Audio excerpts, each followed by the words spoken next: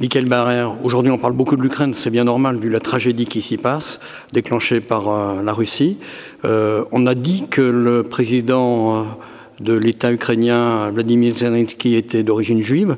Aujourd'hui, qu'est-ce qui se passe dans la communauté française pour accueillir les Ukrainiens ?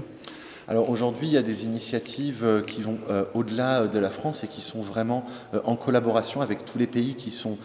autour de l'Ukraine et qui accueillent ces réfugiés ukrainiens, avec parfois des spécificités dans le monde juif, avec des personnes qui sont pratiquantes et qui ont une vie juive importante et qu'il faut accompagner aussi dans cette horreur de devenir réfugiés, de tout laisser derrière eux, leur histoire, leur patrimoine, leur tradition, et de revenir s'intégrer ou en tout cas arriver à intégrer un autre pays avec d'autres valeurs et de les accompagner au mieux dans cette réorganisation de la vie. Donc les organisations et institutions juives de France travaillent de consort avec les autorités françaises et avec l'ensemble des associations sur les territoires européens pour accueillir au mieux ces familles juives, leur faire par exemple pour aujourd'hui la fête de Pourim, les accueillir, leur faire fêter cette fête avec des textes et des livres écrits en ukrainien pour qu'ils ne puissent pas être trop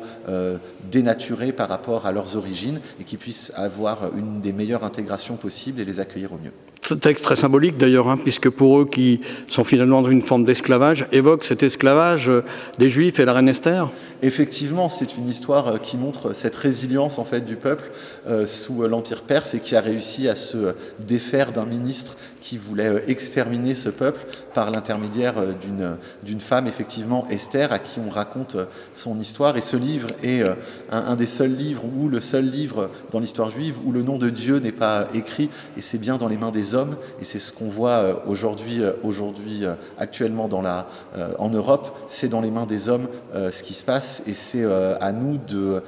d'essayer de faire au mieux avec cette situation, d'y mettre fin et d'arriver à venir en aide aux personnes qui sont dans ces difficultés. Qu'est-ce que représente la communauté juive aujourd'hui dans un pays de plus de 40 millions d'habitants qu'est l'Ukraine ? Alors, de mémoire, je pense que c'est environ 130 000 juifs en Ukraine qui restent. Certains sont très attachés. On y retrouve un judaïsme qui existe depuis très longtemps et qui est empreint de réflexion, d'études, de pensée juive, avec des communautés juives qui sont très attachées au territoire sur lequel ils habitent, notamment à Odessa. Odessa qui était un port de départ important vers la Palestine et après vers Israël entre les années 40 et les années 50 pour des juifs qui fuyaient l'Europe. Donc on a beaucoup de villes qui résonnent dans l'histoire et dans la mémoire du peuple juif là-bas en Ukraine.